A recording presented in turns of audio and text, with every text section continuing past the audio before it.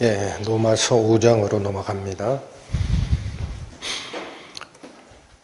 신약성경 245페이지 로마서 5장 1절에서 11절까지 말씀입니다.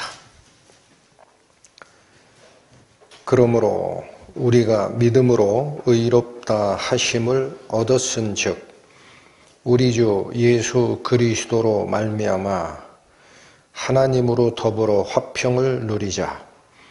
또한 그로 말미암아 우리가 믿음으로 서 있는 이 은혜에 들어감을 얻었으며 하나님의 영광을 바라고 즐거워하느니라. 다만 이뿐 아니라 우리가 환난 중에도 즐거워하나니 이는 환난은 인내를, 인내는 연단을, 연단은 소망을 이루는 줄 알미로다. 소망이 부끄럽게 아니함은 우리에게 주신 성령으로 말미암아 하나님의 사랑이 우리 마음에 부은 바 됨이니 우리가 아직 연약할 때에 기약대로 그리스도께서 경건치 않은 자를 위하여 죽으셨도다. 의인을 위하여 죽는 자가 쉽지 않고 선인을 위하여 용감히 죽는 자가 혹 있거니와 우리가 아직 죄인 되었을 때에 그리스도께서 우리를 위하여 죽으심으로 하나님께서 우리에게 대한 자기의 사랑을 확증하셨느니라. 그러면 이제 우리가 그 피를 인하여 의롭다 하심을 얻었은즉 더욱 그로 말미암아 진노하심에서 구원을 얻을 것이니 곧 우리가 원수 되었을 때에 그 아들의 죽으심으로 말미암아 하나님으로 더불어 화목되었은즉 화목된 자로서는 더욱 그의 살으심을 인하여 구원을 얻을 것이니라. 이뿐 아니라 이제 우리로 화목을 얻게 하신 우리 주 예수 그리스도로 말미암아 하나님 안에서 또한 즐거워하느니라. 기도하시겠습니다. 하나님 아버지, 오늘은 저희가 그리스도를 통하여 저희에게 베풀어 주신 그 사랑의 위대함에 대하여 살피고자 하오니 기록된 말씀에 진실된 의미를 깨닫게 하시고 그 말씀의 은혜 속으로 온전히 들어가기 위하여 우리 자신이 버려야 할 것이 무엇인지와 하나님을 어디까지 신뢰하여야 하는지를 가르쳐 주옵소서. 예수님의 이름으로 기도 올립니다. 아멘. 로마서 5장은 이제 아브라함에게 허락하셨던 칭의, 의롭다 칭하심을 얻는 그 의미가 4장에서 아주 자세하게 설명이 된 후에 이제 5장부터는 그리스도를 통하여 완성된 하나님의 칭의와 또 우리 사랑하심의 본론이 이제 나오기 시작합니다. 그래서 5장 1절부터 오늘 저희가 선택한 본문은 하나님으로부터 의롭다 칭함을 받는 것, 이게 4장의 주된 주제였습니다. 아브라함을 통하여 하나님이 아브라함의 무엇을 보고 의롭다 인정을 했느냐라는 그 칭의, 의롭다 하심을 얻는 것, 그곳에서 한 단계 더 나갑니다. 5장은. 그래서 오늘 본문은 하나님의 진노하심이 있어요. 하나님의 진노하심. 이 하나님의 진노하심과 의롭다함을 인정받는 것 간의 관계가 어떤 것이냐라는 이야기를 하시는 겁니다. 그래서 1절 들어가시면 그러므로 우리가 믿음으로 의롭다 하심을 얻었은즉 우리 주 예수 그리스도로 말미암아 하나님으로 더불어 화평을 누리자 이렇게 나오죠. 여기 1절의 이 문장 의롭다 함을 얻었은 즉 또 저 뒤에 하나님으로 더불어 화평을 누리자 이 두 개가 칭의와 하나님과의 화목이 동시에 언급됐다라는 얘기입니다. 1절에서. 그리고 여기서는 의롭다 함을 얻었은 즉 하나님과 화평을 누리자라고 돼 있는데 앞쪽에 의롭다 함을 얻었은 즉도 현재형이고 뒤에 하나님과 더불어 화평을 누리자 이것도 현재형이에요. 그래서 다른 번역본들은 의롭다 함을 얻어서 하나님과 화평을 누리고 있습니다. 이렇게 서술형으로 번역을 했습니다. 그렇게 보시는 게 더 이해가 쉬울 겁니다. 그렇다면 무슨 얘기냐면 의롭다 하심을 얻은 것과 하나님과 화평한 관계가 이루어지고 있는 이 두 개가 우리 주 예수 그리스도를 통하여 가능하다라고 얘기를 하는 건데 여러분 의롭다함을 얻는 칭의와 하나님과 화평하게 된다라는 이게 무슨 관계가 있길래 하나님의 사랑, 하나님의 은혜를 시작하는 5장 1절에서 이걸 거명하셨을까? 무슨 관계가 있을까? 여러분 의롭다 하심을 얻는다라는 이 표현이 내가 죄를 안 짓고 거룩한 존재로 바뀌어간다라는 이 이야기가 아니다라는 얘기를 계속 드리고 있습니다. 로마서가 얘기하는 의롭다 하심을 얻었다라는 이 표현은 무슨 말이라 그랬어요?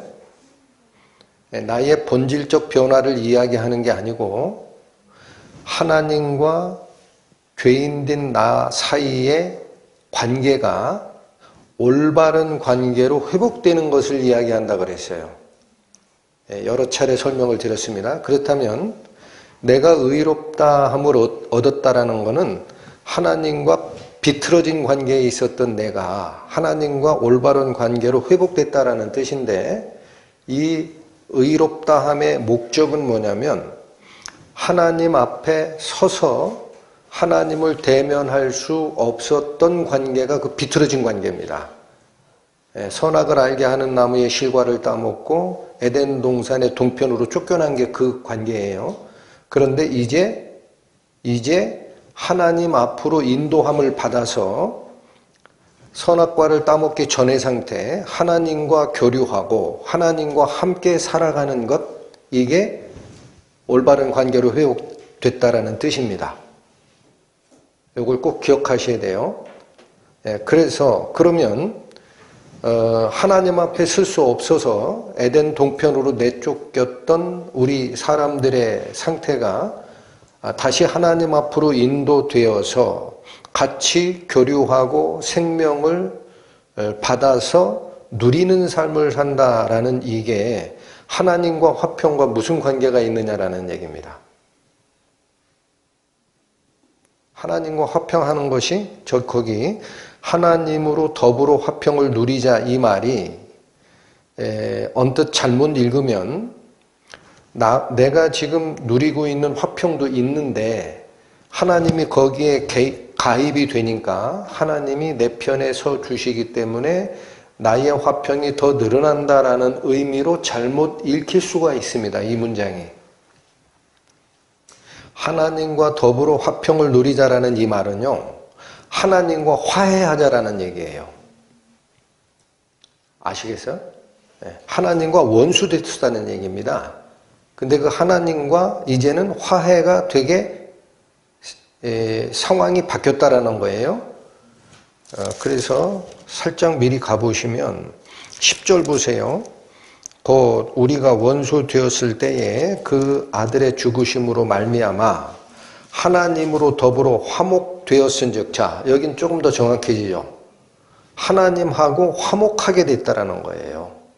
그래서 화목하게 된 자는 더욱 그의 살으심으로 구원을 얻게 될 것이다라고 합니다. 그래서 저희 오늘 선택한 본문에 하나님과 더불어 화평을 누리자라는 것은 내가 가진 평화가 적으니까 하나님이 주시는 평화를 얹히겠다라는 개념이 전혀 아니에요.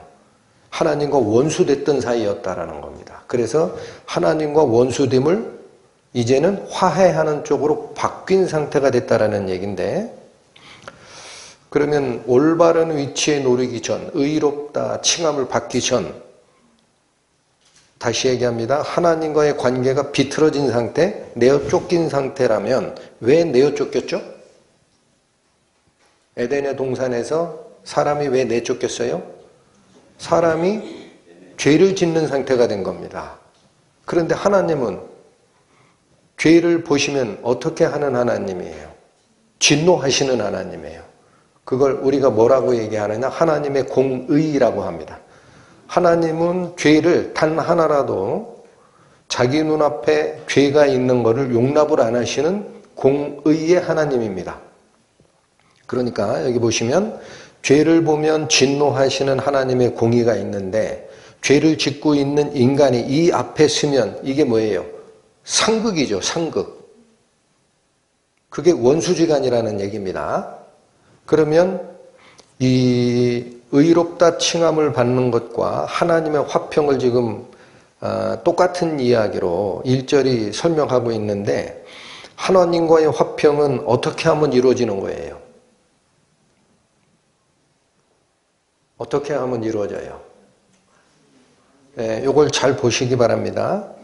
구약에서는 이게 제사장의 역할이라고 합니다. 민수기 25장 가보십니다. 페이지로 구약 238페이지 펴보십니다. 민수기 25장. 자, 여기 한 사건이 기록이 되어 있습니다. 이스라엘 민족이 출애굽을 한 후에 광야 생활을 하고 있는데, 그 옆에 있는 이게 모함 여인이죠. 이 사람들이 자기 신을 섬기면서 여러분 그 이방 신을 섬길 때는 성경이 항상 이야기하는 것은 제의적 음행이 있어요. 그래서 제사만 드리는 게 아니라 거기 음란한 춤을 추구합니다. 그래서 그 자리에 이스라엘 남자들을 초대를 했어요. 그랬더니 이 이스라엘 남자들이 예쁜 여자들이 초대를 하니까 가족 구경을 하다가 어떤 결과가 됐느냐면 그들이 섬기는 이방신과 연합되는 사태가 발생이 됩니다. 하나님이 가장 진노하는 게 우상을 섬기는 것이죠. 그래서 하나님의 진노가 내려오는 이 과정이 설정이 되어 있는데, 이 진노가 어떻게 해결되는가를 잘 보시기 바랍니다. 민수기 25장 1절에서 13절까지 봅니다. 이스라엘이 시딤에 머물러 있더니 그 백성이 모압 여자들과 음행하기를 시작하니라. 자, 다른 민족의 여자들과 성적인 교류가 일어난 거예요. 그랬더니 2절, 음행에서 끝나질 않아요. 그 여자들이 그 신들에게 제사할 때에 백성을 청함해 백성이 먹고 그들의 신에게 절함으로 청하니까 쫓아갔다가 이방신 섬기는 축제에 쫓아갔다가 같이 제사를 드리는 사태가 일어났죠.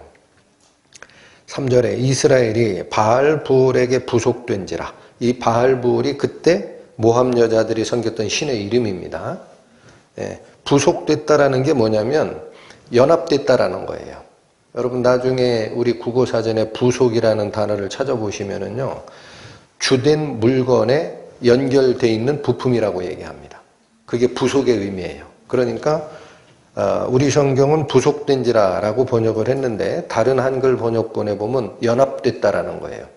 그러니까 이방신 섬기는 곳에 가서 거기 절하는 것이 그 신 밑에 연결되는, 연합된 거예요. 그러면 하나님에게선 떠난 거죠.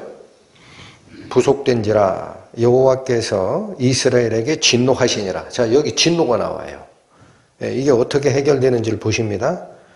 4절, 여호와께서 모세에게 이르시되 백성의 두령들을 잡아 태양을 향하여 여호와 앞에 목매어 달라. 자, 이거 대표자에게 지금 진노가 내려가요. 그리하면 여호와의 진노가 이스라엘에게서 떠나리라. 이거 막지 못한 것은 개인적인 것보다도 단도리를 못한 민족 지도자들 책임이라는 거죠. 하나님이. 그랬더니 5절 모세가 이스라엘 사사들에게 이르되, 이 사사가 바로 지도자들을 얘기하는 거예요. 에게 이르되 너희는 각기 관할하는 자 중에 바알불에 부속한 사람을 죽이라. 그러니까 책임을, 모세는 대표자를 죽이라라는 개념은 대표자 책임이라는 얘기인데, 대표자들에게 뭐를 명한 거죠? 너희가 관할하고 있는 백성들 중에 거기 축제에 가서 바알불에게 절한 사람은 너희가 찾아내서 다 죽여야 된다. 이렇게 지시를 한 거죠. 6절 이스라엘 자손의 온 회중이 회막문에서 울 때에, 자, 이거 왜 울어요?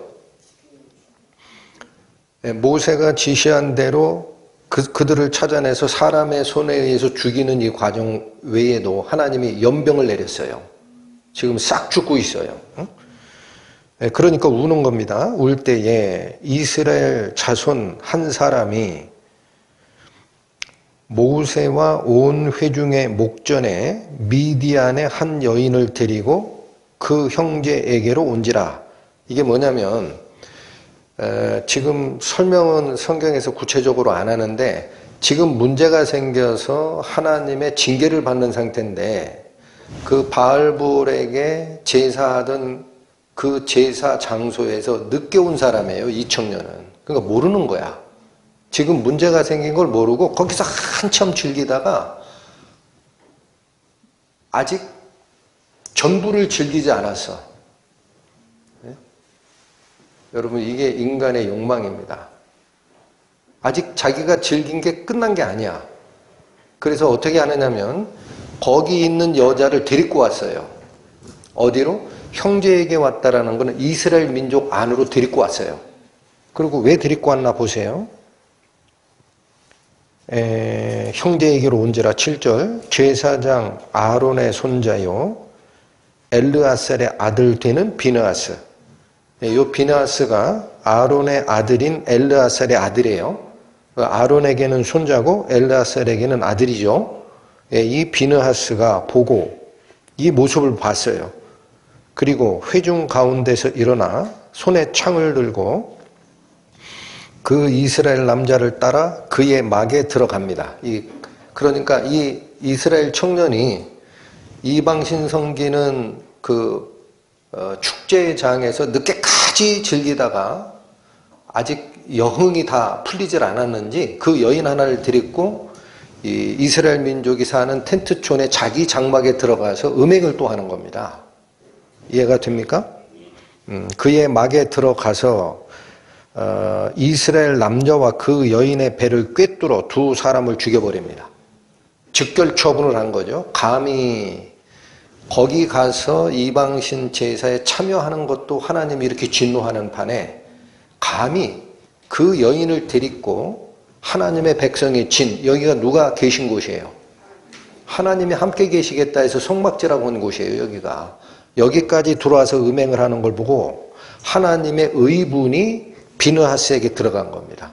이건 즉결 처분해야 되겠다 해서 들어가 남자와 여자를 창으로 배를 다 찔러서 죽여버렸습니다. 죽이니 연병이 이스라엘 자손에게서 그쳤더라. 하나님이 그 모습을 보고 진노를 거뒀어요. 9절 그 연병으로 죽은 자가 얼마다? 24,000이 죽어나갑니다. 그리고 10절 여호와께서 모세에게 일러 가라사대, 11절 잘 보시죠. 제사장 아론의 손자 또 엘르아살의 아들 비느하스가 나의 질투심으로 질투하여 이스라엘 자손 중에서 나의 노를 돌이켜서 나의 질투심으로 그들을 진멸하지 않게 하였도다. 하나님이 보이시고 싶었던 죄에 대한 진노를 비느하스가 그걸 대리해서 나타낸 것이 하나님은 옳다라는 거예요. 그래서 어떻게 합니까? 12절 그러므로 말하라. 그에게 말하라는 얘기예요. 10절은 이 말씀을 여호와께서 모세에게 주는 거고 12절에 그러므로 말하라라는 얘기는 비느하스한테 가서 말하라는 얘기예요. 내가 그에게 나의 무엇을 주리니? 평화의 언약. 이게 화평의 약속입니다. 내가 그에게 그 제사장 역할을 한 비느하스에게 평화의 언약을 주리니 13절 그와 그 후손에게 영원한 제사장 직분의 언약이라. 그러니까 진노하시는 하나님이 화평하게 되는 이 약속이 뭐냐면 제사장이 해야 할 그 직분과 관련된다라는 거죠. 그러면 뭐라 그래요? 13절 다시 그와 그 후손에게 영원한 제사장 직분의 언약이라. 그가 그 하나님을 위하여 질투하여 이스라엘 자손을 어떻게 하였기 때문에 가능하다? 속죄. 그래서 바로 이게 오늘 본문에서 우리가 살피고자 하는 의롭다 하심을 얻어서 하나님과 화목한 상태가 되었다라는 이 표현의 의미라는 거예요. 그러면 신약에서는 이 제사장 직분이 뭐하고 같을까요? 지금도 제사 드려요? 다시 봅니다. 고린도 후서 찾으시죠?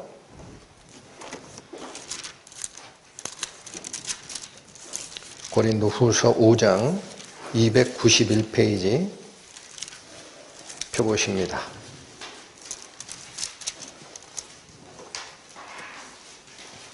고린도 후서 5장 18절 보시면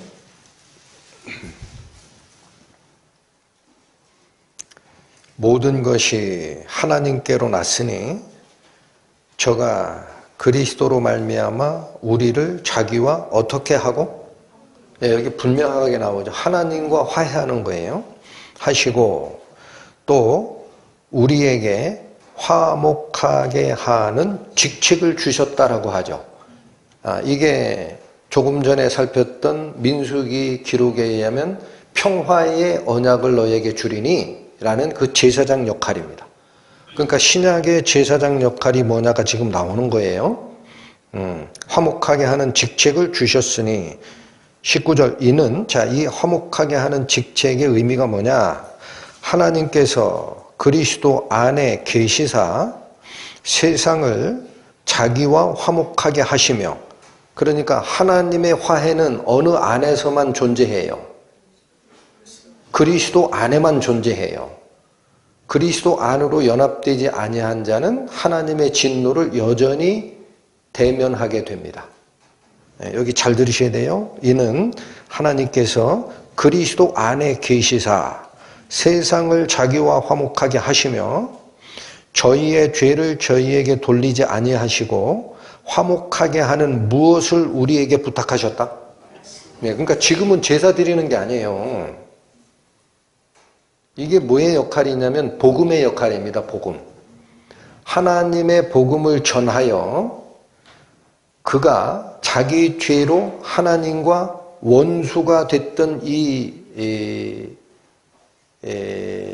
그 사람의 상태가 하나님과 화목하게 되는 것으로 바뀌어가는 역할을 전하는 것이 뭐냐? 이게 신약의 제사장 역할이라는 겁니다. 그래서 20절 이러므로 우리가 누구를 대신하여?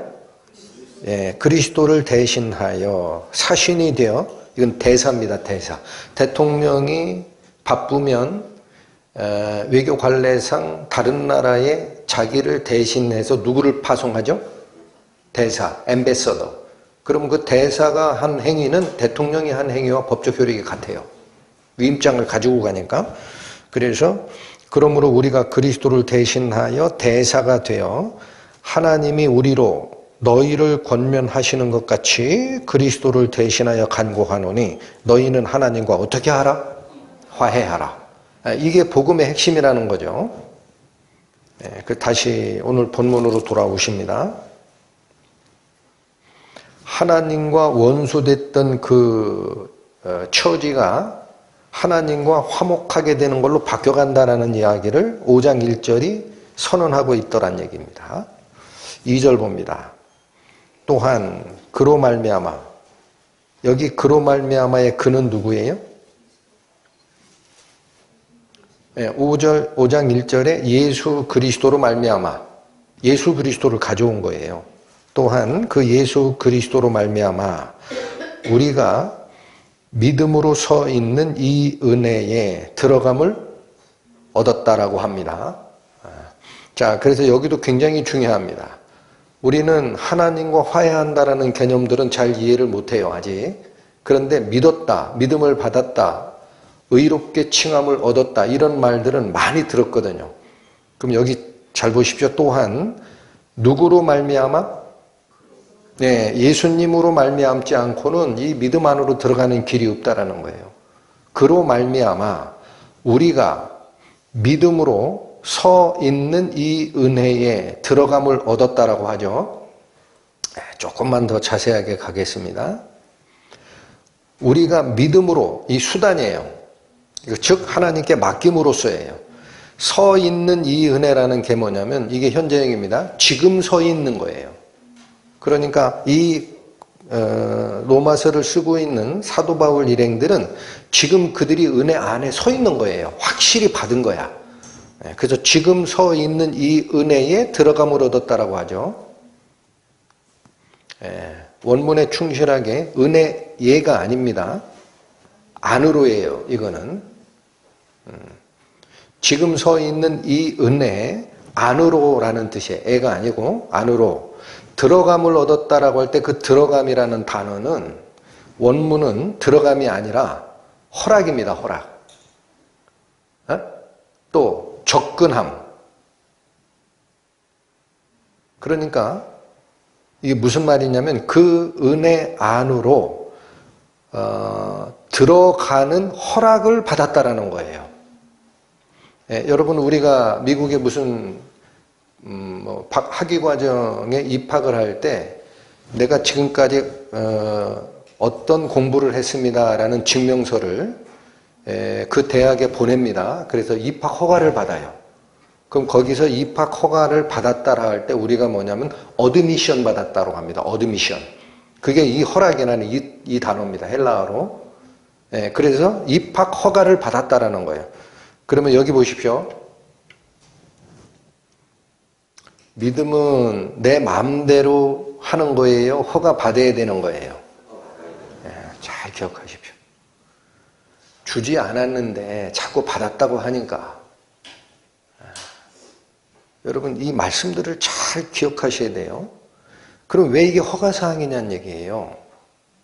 우리가 미국 대학에 학위과정에 들어갈 때도 해당 대학에 어드미션 받지 않으면 못 들어가잖아요. 그런데 이게 왜 허가사항이냐면 의롭다함을 얻는 게 뭐라 그랬어요? 하나님과 관계가 삐뚤어진 상태인 죄인이 하나님 앞에 인도돼서 하나님과 교류하고 생명을 같이 나누는 상태로 바뀌는 것이 의롭게 되는 거라 그랬어요. 그럼 하나님 앞에 서야 됩니다. 그런데 예를 들어서 어느 왕궁에 거룩하신 왕이 계신데 그 앞에 내가 불려가요. 그러면 그냥 쑥 들어가야 돼요? 왕궁에 들어가도 좋다라는 허가를 받아야 들어가요? 당연하죠. 그래서 예수님이 뭐라고 하냐면 천국의 비유를 그렇게 설명하신 거죠. 천국은 마치 임금이 자기 아들을 위하여 베푼 잔치와 같다. 손님을 청했더니 안 오더라. 바쁘다고. 그래서 야 걔네들 필요 없으니 사거리에 나가서 만나는 대로 다 데리고 와라. 해서 다 데리고 와가지고 자기 아들의 혼인잔치에 대기실에 사람이 꽉 찼어요. 손님을 보러 임금이 와서 보니까 그 중에 예복을 입지 않고 들어온 자가 있더라. 예복이 어드미션 허락이에요. 그거 입어야 들어가는 자리인데 안 입었어. 그래서 뭐냐면 친구여 너는 어찌하여 예복을 입지 않고 여기 서 있느냐 그랬더니 유구 무언이거늘. 할 말이 없어요. 왜 할 말이 없어요? 들어올 때 문지기가 얘기했거든요. 당신 지금 입고 있는 옷이 귀족 옷이지만 이거 입고는 여기 못 들어갑니다. 벗고 이 흰 옷으로 예복으로 갈아입고 들어가세요. 했더니 딱 보더니 아야 그 흰 옷보다 내가 입고 있는 옷이 훨씬 멋있는데 난 괜찮아 하고 들어간 거야. 경고 받았던 거예요. 내어 쫓기죠. 왜 내어 쫓겨요? 허락 없이 들어왔으니까. 여러분 이겁니다. 그래서 오늘 본문 다시 보시면 2절 또한 그로 말미암아 우리가 믿음으로 지금 서 있는 이 현장이라고 그랬어요. 지금 서 있는 이 은혜에 내 마음대로 들어왔다가 아닙니다. 들어감에 허락을 얻었으며 라는 거예요. 들어가는 허락을 얻었으며 그리고 뭐가 또 있느냐? 하나님의 영광을 바라고 즐거워하느니라 이렇게 돼 있죠. 그래서 허락받으면 어떤 상태가 되느냐라는 건데 하나님의 영광을 이제는 소망할 수 있게 됐습니다. 그럼 그전에는 안 되었단 얘기냐? 안 됐단 얘기죠. 어디에 나와요? 3장 23절 보세요. 3장 23절 모든 사람이 일부가 전부 다입니다. 죄를 범하였음에 하나님의 영광에 이르지 못하더니 확인됐죠? 죄를 짓고 있는 자는 하나님의 영광에 다가설 수 없었던 겁니다. 아무리 노력해도 안 돼요. 하나님의 영광에. 그런데 오늘 본문에 5장 2절에 후반절 보시면 하나님의 영광을 이제 소망할 수 있게 됐어요. 왜? 죄 문제가 해결됐으니까. 그 다음에 즐거워하느니라 라는 표현이 있죠. 여기서 이 즐거워하느니라가 이렇게도 번역이 되는 단어가 맞아요. 맞는데 이렇게만 하면 은혜가 없어요. 여기서 이 즐거워하다라는 이 단어 있죠. 원래는 자랑하다라는 단어입니다. 무슨 단어라고요? 그러니까 원문으로 보면 이걸 쫓아가 봐라라는 의미예요. 그래서 이 자랑하다라는 얘기가 3장에서 굉장히 중요하게 다뤄졌어요. 3장에 가니까 27절에 이런 선언이 있었습니다. 그런즉 자랑할 때가 어디뇨? 있을 수가 없느니라. 자, 여기서 자랑 못한다 그랬어요. 뭘로는 자랑 못한다는 얘기냐? 무슨 법으로냐? 행위로냐? 아니라 오직 믿음의 법으로니라. 그러니까 이 자랑을 금지시킨 게 뭐냐? 행위로 하나님 앞에 쓸 수 있다는 것은 그 자랑은 금지된 겁니다. 그런데 오늘 본문 잘 보시면 2절이 후반절이에요. 하나님의 영광을 소망하고 자랑한대요. 여기 즐거워하느니라가 자랑하다는 뜻이라 그랬어요. 뭐를 자랑하는 겁니까? 뭐를 자랑하는 거예요? 하나님의 은혜를 자랑하는 거예요. 하나님이 나에게 해주신 그것을 자랑하는 거예요. 그러니까 여기 좀 어려운 얘기인데 우리가 신앙의 길을 갈 때 꼭 구별하셔야 되는 게 있어요. 구별하셔야 되는 거. 자랑이 두 가지가 있습니다. 자랑이 목표는 하나님께 가는 거예요. 목표는 여기 이거죠. 하나님께 가는 길이 있고 하나님이 아닌 세상을 향하여 가는 길이 있어요. 그러면 성경에서는 하나님 이외에 다른 길로 가는 것은 자랑이라는 말을 아예 안 써요. 그건 죄의 길이야. 그러니까 하나님께 가는 길이야. 그러면 목표는 같아. 그런데 내가 내 노력으로 가는 길은 나를 자랑하는 거고 내 행위를 자랑하는 거예요. 그러면 내가 노력하지 않고 갈 수 있느냐? 갈 수 있느냐? 지금 있단 얘기예요. 어떻게 가는 거예요? 하나님이 은혜로서 나를 인도하셨다. 그러면 자랑이 누가 돼요? 하나님이 되지. 여러분 은혜가 무슨 뜻이라 그랬어요? 받을 자격이 없는 자에게 주는 하나님의 호의라 그랬어요. 그러니까 나는 능력이 없는데 하나님께서 나를 당신의 앞에 세워주시는 화해의 자리로 이끌어 주시는 그런 상태가 됐으면 나는 누구를 자랑할 거예요? 아, 내가 했어. 이 말이 쏙 들어가죠. 누구 자랑해요? 하나님이 하셨다. 자격 없는 나에게 화해의 자리에 인도함을 허락하셨다. 예, 이 두 가지 자랑 중에 그래서 3장 27절에 결코 자랑하지 마라. 무슨 법으로 된 건지 아니? 믿음으로 된 거지 행위로 된 게 아니잖아. 믿음으로 됐다라는 건 무슨 얘기예요? 제가 워낙 이게 중요한 사안이라 시간이 있을 때마다 강조하는데 믿음을 자기 걸로 이해하는 사람이 있어요. 내가 하나님을 정확하게 믿었다 이거야. 그래서 나는 구원받았다. 그럼 그 자기 자랑이지. 믿음은 무슨 뜻이다? 내가 믿었다라는 개념이 아니고 다 맡겼다라는 거예요. 내가 못하니까 하나님 하십시오. 그게 믿음의 뜻이다. 이거 꼭 좀 기억해 주시고, 그래서 믿음의 법으로 됐다라는 거는 내 믿음으로 됐다가 아니라 하나님께 맡겼더니 하나님께서 당신의 능력으로 해냈다. 그러니까 믿음의 법으로 한 거는 자랑이 어디로 가야 돼요? 나에게 올 수가 없어요. 하나님께로 가는 거예요. 이 말씀을 하신 거다. 3절 봅니다. 지금 계속 더 들어갑니다.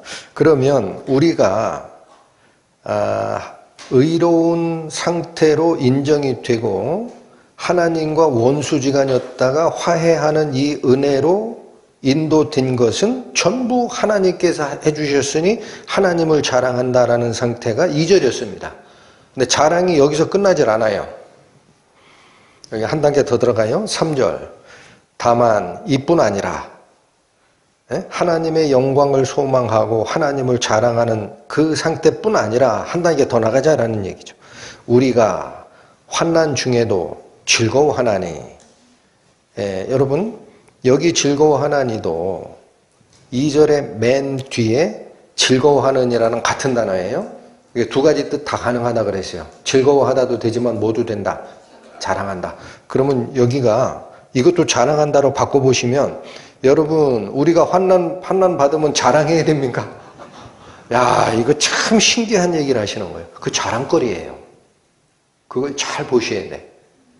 구원받은 사람이 환난을 당하는 것은요 자랑거리라는 거예요. 그게 왜 자랑거리일까? 이제 들어갑니다. 다만 이뿐 아니라 그러니까 하나님을 자랑하는 것뿐만 아니라 환난에 대해서도 자랑을 해도 된다라는 거예요. 왜 그러냐? 이유가 나옵니다. 이는 환난은 무엇을 만들어내요? 인내를. 자, 거기 일단 다 읽어서 종착점 먼저 확인합니다. 환난은 인내를, 인내는 연단은 무엇을 이루어내죠? 소망을. 그러니까 환난이 자랑거리인 이유는 그 환난이 나를 어디까지 인도하기 때문에 자랑거리가 되는 거죠? 소망까지 가야 돼요, 소망. 그런데 중간에 또 이 들어오는 단어들이 의미가 있어요.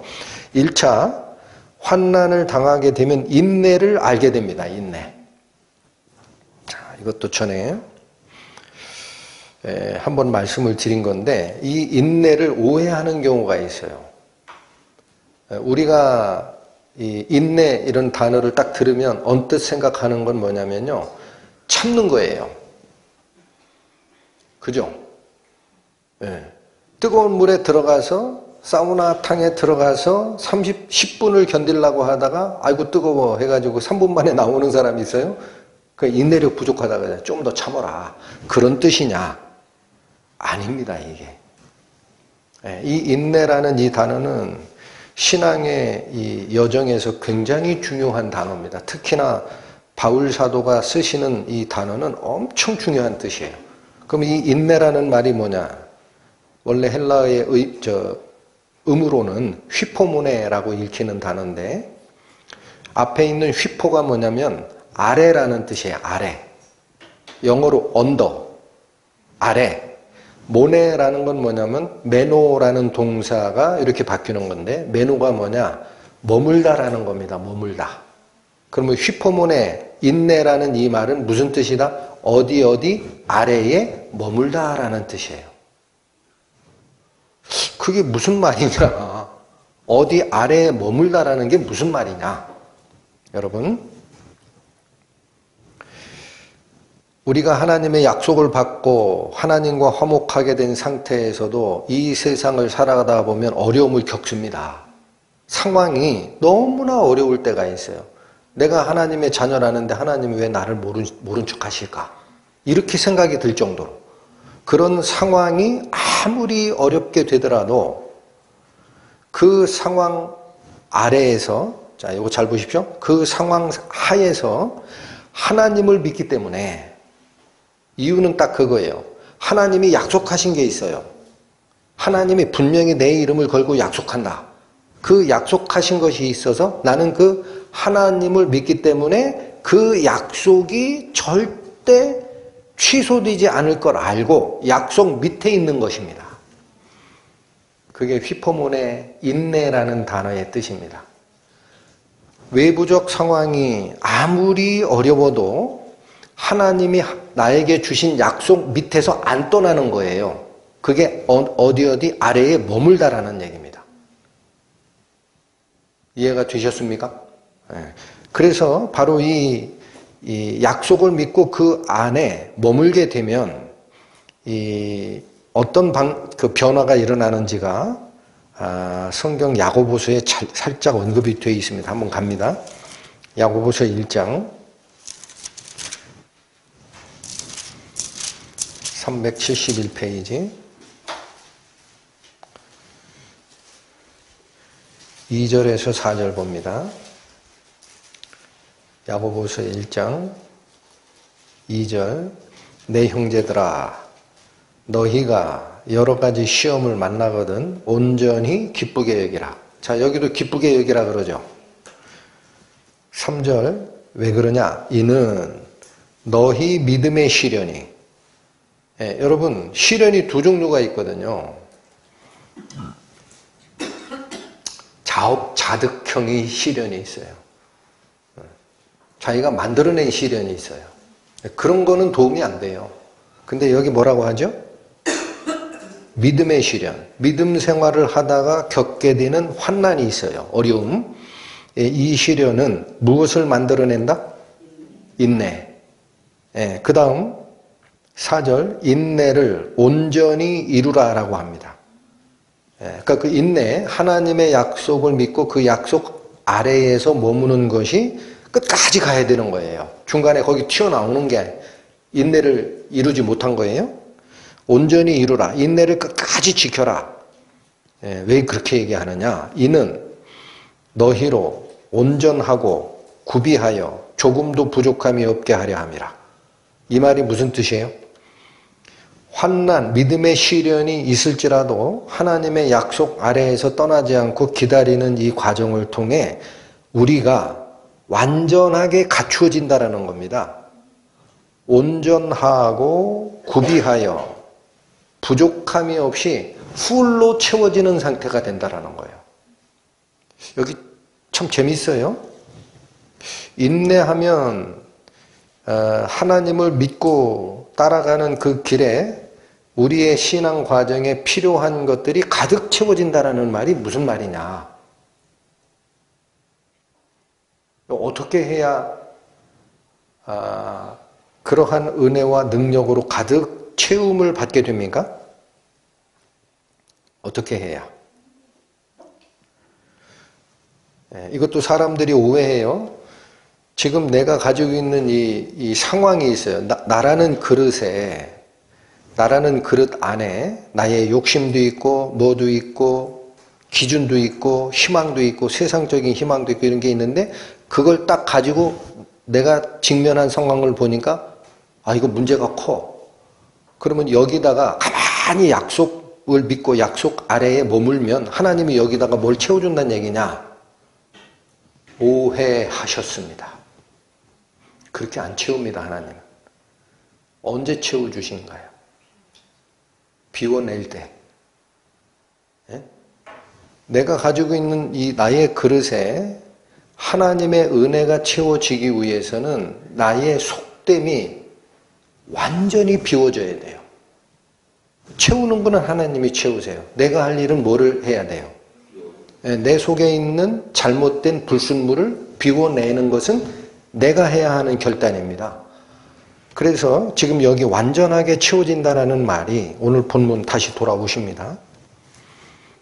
완전하게 채워진다. 인내가 우리에게 필요한 그 내용물을 완전하게 채우는 통로가 된다라는 말이 오늘 본문에 이렇게 연결이 되는 겁니다. 3절부터 읽겠습니다. 다만 이뿐 아니라 우리가 환난 중에도 즐거워하나니 이는 환난은 인내를 4절 가요. 인내는 무엇을 만들어요? 연단이라는 게 무슨 말이에요? 연단. 불에 넣어가지고 그 제련이라는 것은 제철소 말고 제련소 알죠? 제련이라는 것은 이것저것이 섞여 있는 금속 중에 이걸 불에 녹여요. 그래서 내가 필요로 하는 굴이나 은이나 납이나 이런 걸 따로 분리해내는 걸 제련이라고 해요. 그때 이게 연단이에요. 네? 그래서 이 말씀이 희한하게 인내가, 자, 지금 제가 좀 어려운 얘기인지 모르지만 잘 들으시면 이해가 돼요.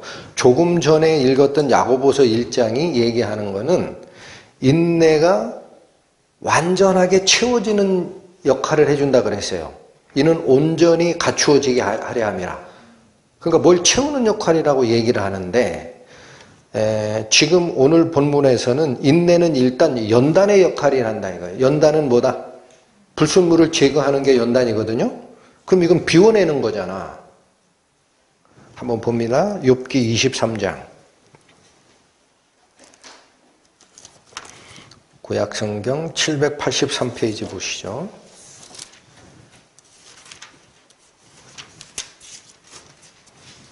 욥기 23장 10절에 보면 구약 783페이지 욥기 23장 10절 보시죠. 고난을 당하던 욥이 자기가 알 수 없는 고난이 오거든요.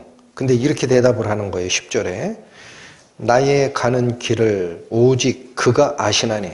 나는 잘 모르지만 이러한 일이 있는 이유가 하나님은 다 아실 것이다.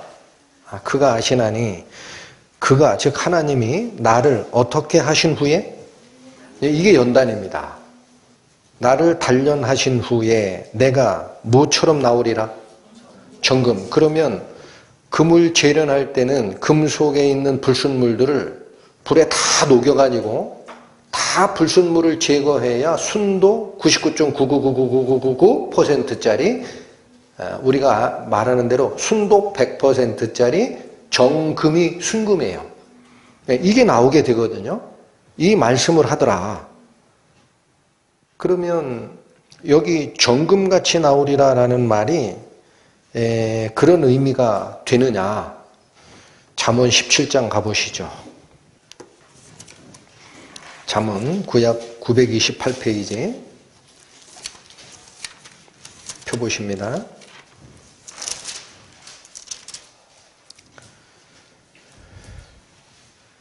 잠언 17장 3절 보시면 도가니는 은을, 풀무는 금을 어떻게 한다고요? 이게 불에 녹여서 불순물 제거하는 것을 얘기하는 거거든요. 도가니는 은을, 풀무는 금을 연단하거니와 여호와는 무엇을 연단하느니라. 그러니까 우리 마음속에 속된 것들을 다 제거하기 위해서는 녹여야 되는 겁니다. 녹여야만 불순물이 제거되는 거예요. 그러니까 오늘 본문이 얘기하는 로마서 5장 4절에서 인내를 가져오는 환난을 자랑하라라고 하는 거예요. 그 왜 그러냐? 환난을 당하면 인내를 배우게 되고 인내를 하다 보면 연단을 받게 된다. 그 얘기는 불순물이 제거되는 과정이 있다. 야고보서에서는 인내가 우리가 필요로 하는 부족한 것을 가득 채우는 역할을 한다 그랬는데 왜 로마서 5장 4절에서는 인내가 우리 속에 있는 불순물을 빼내는 연단의 역할을 한다라고 했느냐라는 거죠. 언뜻 보면 방향이 안 맞아요. 야고보서는 인내는 채우는 역할이다. 로마서 5장은 인내는 비워내는 역할이다. 어디가 맞아? 그래서 본문 다시 오시면 로마서 5장 4절 다시 봅니다. 아직 끝난 게 아니었던 거예요. 인내는 연단을, 여기서 끝냈으면 말이 안 맞지. 연단은 무엇을 이룬다? 네, 여기가 목적지라는 거죠. 그러면 연단이 소망을 이루어낸다라는 것은 또 무슨 말이에요? 연단, 즉 내 속, 내 마음 속에 하나님을 향한 순수한 금과 같은 부분도 있지만 이 세상을 쫓아가거나 나의 생각을 쫓아가던 그 불순물들이 있거든요. 속됨. 그럼 그거를 불에 녹여서 빼내는 연단 과정을 거치면 오히려 전체 부피는 줄었죠. 뭐만 남았어요? 금 부분만 남았지. 속된 것은 솎아냈고 그 비워내는 작업인데 그게 그 연단이 무엇을 이룬다라고 돼 있어요? 소망을 이룬대요. 나를 소망으로 이끌어 간다라는 건 무슨 말이냐?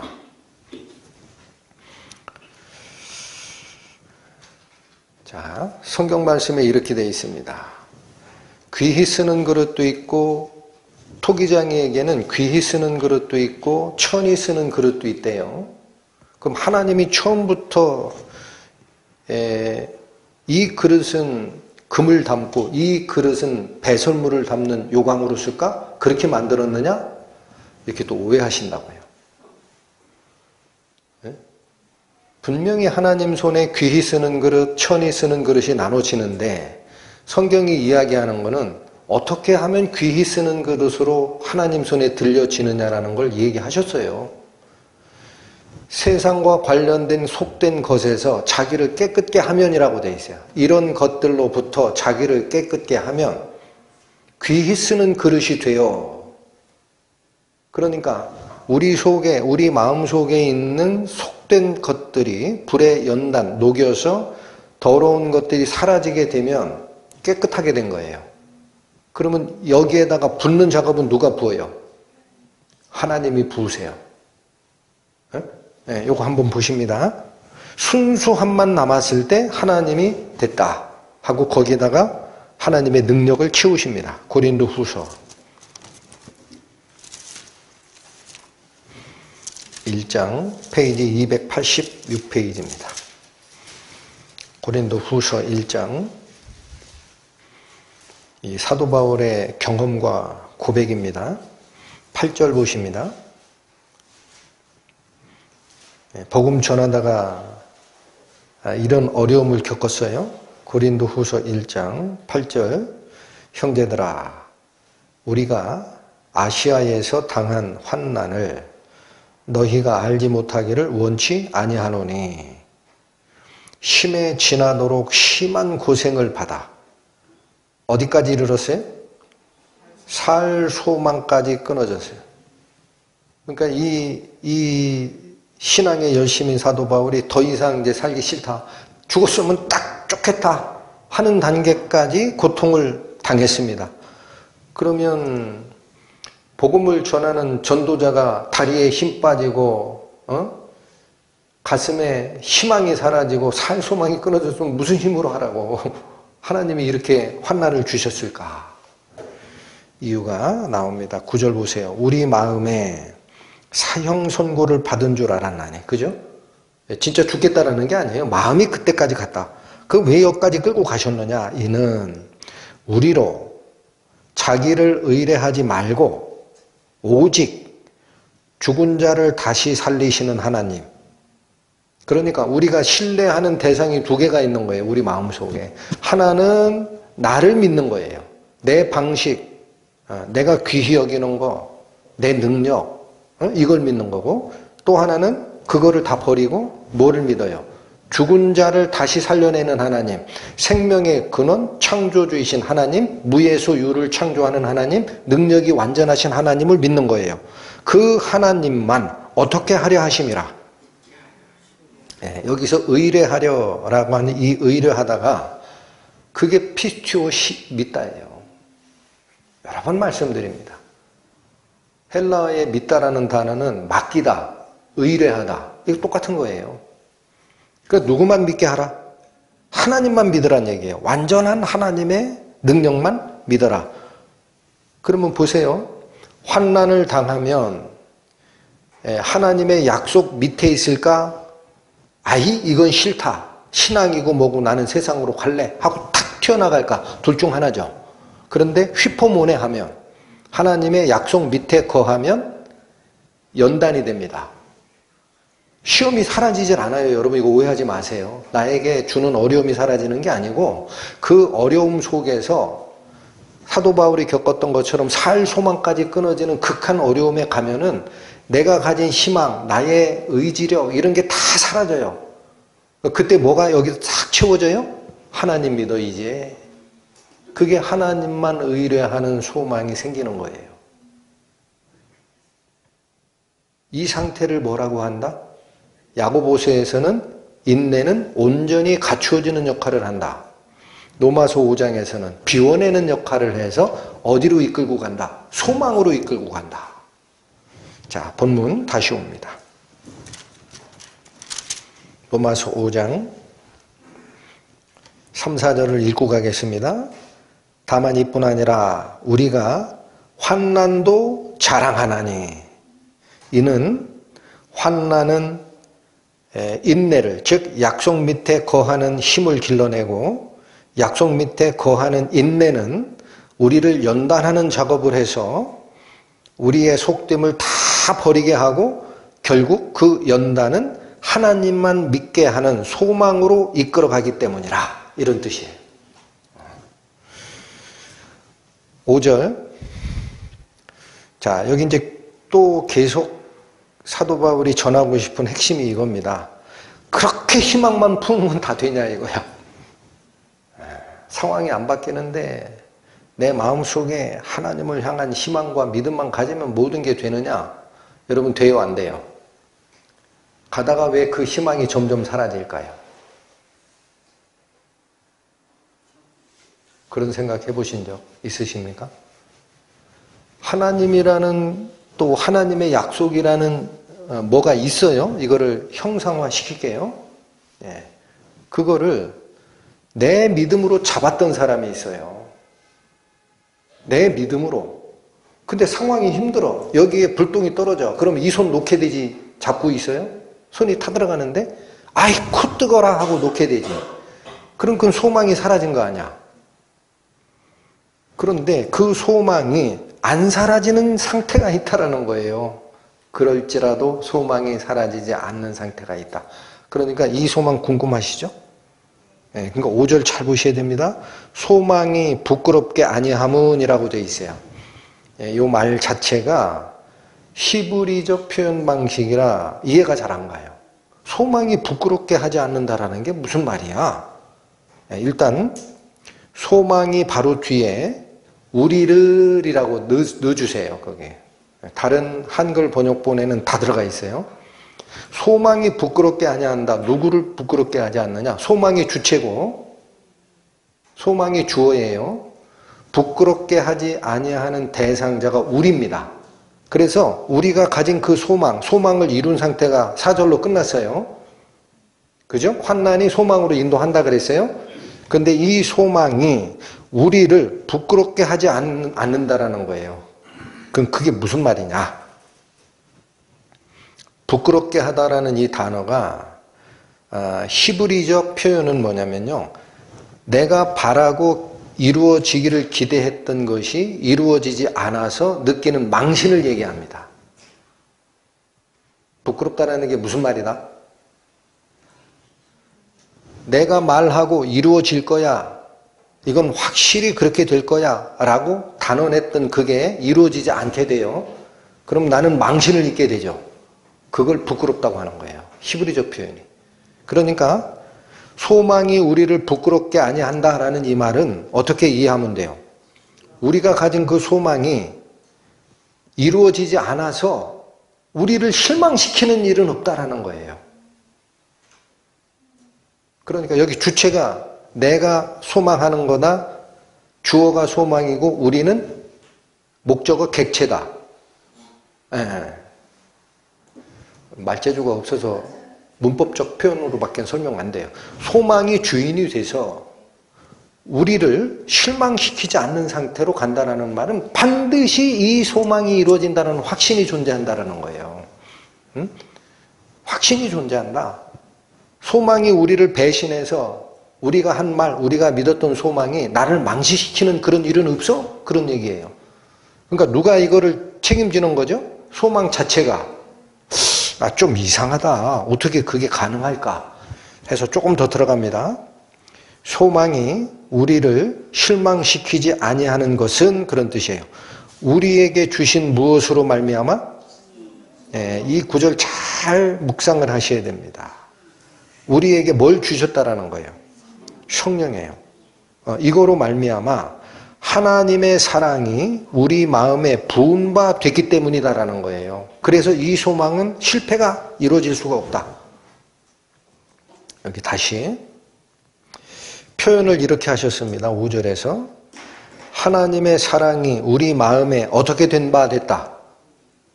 내가 믿었다. 하나님이 나에게 줬다.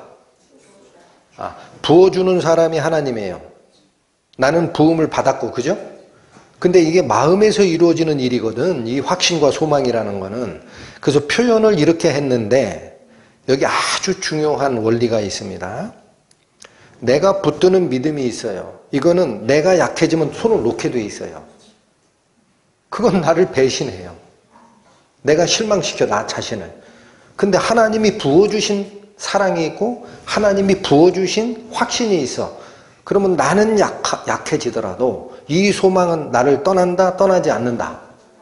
그걸 어떻게 표현했다? 부음을 받았다라는 거예요. 마음속에. 그러면 이걸 형상화시키기 위해서 바꾸겠습니다. 마음에 채웠다라는 거를 우리 몸이 음식을 먹었다라고 바꿔보세요. 어떻게 바꿔보시라고? 마음은 하나님의 확신으로 채워지는 건데 몸으로 얘기하면 몸에 뭘 채운다라는 게 뭐예요? 음식 먹는 거죠. 그러면 이런 얘기입니다. 국수를 먹는 경험이 있어요. 예를 들게요. 잔치국수 맛있다 하더라. 근데 그 국수를 먹는 경험이 있는데 먹어본 사람은 실제로 뱃속에 국수를 넣어보고 입으로 맛보고 다 경험했죠. 그게 부은 바 된 상태예요. 그런데 국수를 먹진 않았어. 근데 여기 저기 기록된 것을 통해서 국수 먹는 법과 국수의 맛을 다 들었어. 그럼 국수 먹는 법을 이해한 거지. 국수를 먹어본 적이 없죠. 여러분 이해하세요? 그래서 믿음을 어떻게 오해하지 말라라고 제가 자꾸 이 주의를 당부드리냐면 논리적으로 하나님이 이런 분이시고 논리적으로 하나님이 우리에게 이 사랑을 베풀어 주셨고 그래서 우리가 이거를 믿으면 죄사함을 받고 이게 논리예요. 하나님에 대하여 아는 거예요. 하나님을 안 게 아니에요.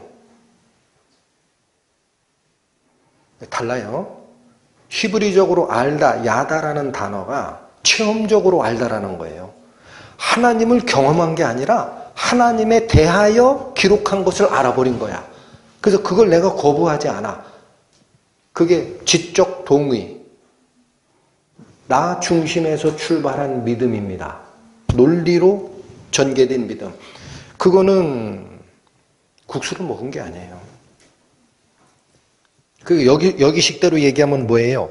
하나님의 사랑이 우리 마음에 부어진 바 됐다면, 그러니까 실제화 됐다면, 요 말을 잘 묵상하세요. 5장 5절. 성령이 오게 된다라는 겁니다. 너무나 확실한 거예요. 성령을 통해 하나님의 사랑이 우리 마음에 부어지게 된다라는 거예요. 그러니까 내가 국수를 먹었다, 하나님의 사랑을 받았다라는 경험이 실제화된 사람은 마음속에 뭐를 가지게 돼요? 성령의 확신을 가지게 됩니다. 내 머리에서 동의하는 단계가 아니라 진정한 믿음을 그래서 전전주인가 언제 했나 모르겠는데 믿음은 실제로 받는 거라 그랬죠. 베드로서에도 우리와 같이 보배로운 믿음을 받은 자들에게 편지하노니 이 받은 자가 무슨 뜻이다? 제비 던져서 획득하다라는 뜻이다. 내 뜻이 아니라 하나님의 뜻에 의해서 결정된 것이다라는 뜻이다. 말씀드렸습니다. 그렇게 진정한 믿음을 받은 자는 증거가 있다라는 겁니다. 무슨 증거? 성령이 우리 마음에 오셨다. 그래서 확신은 성령이 주시는 확신이지, 내 머리에서 동의하거나 상태가 어렵다고 버리는 그런 확신과 다르다. 그래서 성령이 오시면은요, 우리에게 확신을 주시고 하나님이 주신 약속에 대한 소망이 실제화가 됩니다. 그래서 이 세상 살아가는 과정에 목적 두지 마라. 너희는 세상에 속한 자가 아니요 도리어 세상에서 나의 택함을 받은 자이다. 내가 아버지께로 가니 너희는 잠시 슬퍼할 것이나 다시 기뻐하리라. 이유가 뭔지 아냐? 거기 가면 집을 만들 거야. 다 만들어지면 다시 와서 너희를 데려다 내 아버지 있는 곳에 너희도 같이 있게 하리라. 그게 실제가 됩니다. 여러분, 천국과 부활이 실제가 돼요. 이게 안 바뀌는 거예요. 디도서 봅니다. 신약성경 350페이지 가보세요. 디도서 3장 5절 보십니다.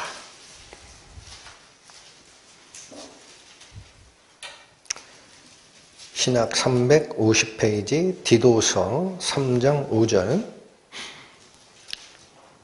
우리를 구원하시되 우리의 행한 바 의로운 행위로 말미암지 않고, 그러니까 우리가 구원받는 통로가 우리의 행함, 우리의 공로가 아니라는 거죠.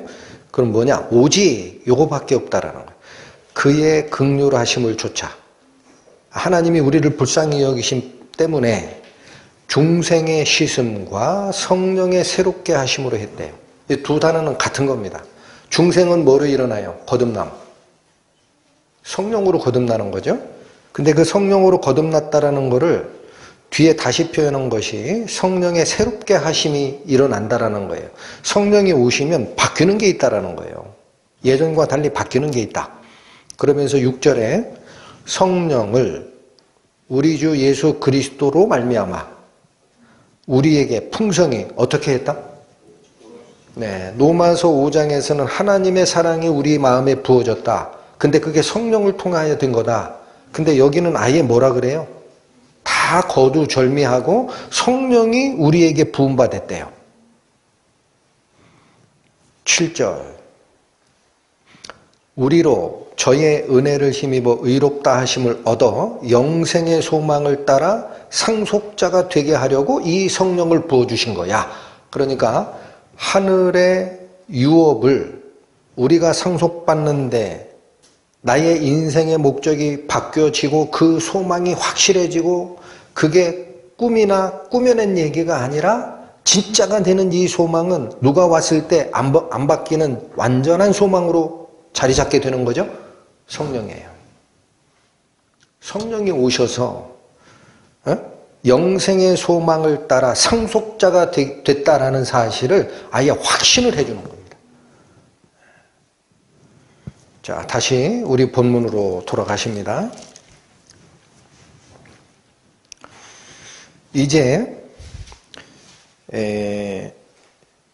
이 전체적인 구조가 그런 거예요. 5절에서 우리를 어디까지 이끌고 오셨어요? 이 사도 바울이. 5절에서 하나님의 사랑이 우리 마음의 실제가 됐다. 여기까지 언급하신 거예요. 그러면 6절부터 나머지는 그 사랑에 대한 겁니다. 그 사랑이 뭐냐? 우리에게 부어준 이 하나님의 사랑이 넓이와 깊이와 진실함이 어디까지냐라는 얘기를 지금 하는 건데, 이 구조를 잘 보시기 바랍니다. 6절, 우리가 아직 연약할 때에 이렇게 얘기합니다. 그리고 뒤는 약속대로 그리스도가 죽었대요. 건너뛰셔서 8절 가세요. 우리가 아직 죄인 되었을 때에 역시 그리스도께서 우리를 위해 죽으셨대요. 10절 갑니다. 우리가 원수 되었을 때에 그 아들이 죽었대요. 여러분, 6절, 8절, 10절로 가면서 우리의 상태가 점점 확실해지는 겁니다. 에? 사도 바울이 이런 서술 기법을 쓰는 것은 여러분 음악 공부하다 보면은 점점 강하게라는 용어가 있죠. 크레센도. 점점 크게, 점점 강하게. 점점 확실하게 보이도록 하려고 출발을 어디서 했느냐? 우리가 연약할 때 죽었다 시작해요. 그런데 그게 연약하다 그러면 사람들은 어떻게 생각하죠? 연약하다는 게 뭐예요? 아직 죽은지를 몰라. 에? 이거죠?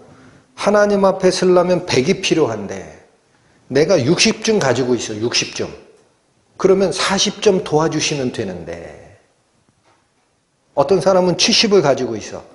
하나님 30을 도와주시면 안 될까? 어떤 사람은 80을 가지고 있어요. 하나님 20점 채워주세요.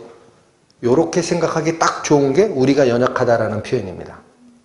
그러니까 이 연약할 때 하나님이 도와주셨다라는 건 신앙이 아니에요. 거기서 끝나면 여기가 출발점이었다라는 거예요. 그리고 8절에 가니까 우리의 연약함의 실체가 드러납니다. 어떤 상태였다? 죄인 되었다라는 거예요. 죄를 짓고 있다라는 거야. 그러면 이 죄를 짓고 있다, 내가 죄를 짓고 있다라는 사실을 인지를 해도 아예 인지 안 하는 사람은 그건 버리운 자입니다. 희망이 없어요. 방법이 없어요. 그냥 사세요. 자기 죄인 아니라고 생각하시는 분은 마이웨이 인생을 사시는 수밖에 없어요. 근데 죄를 짓는다라는 건 되게 알거든요. 근데 내가 죄인 됐다라고 하면은 그 다음에 행동이 어떻게 일어나기 쉬우냐면 죄를 덜 짓자 이거예요. 남들은 악하게 살더라. 나는 선하게 살자. 주위 사람도 배려하고, 그죠? 그래도 죄를 짓잖아. 그러면 어떻게 해? 하나님 이 죄는 용서해 주십시오. 이렇게 해요. 여러분 6절이 얘기하는 내가 연약하니 하나님 도우세요. 8절이 얘기하는 내가 완전한 의인이 아니라 죄인이기 때문에 죄를 짓습니다.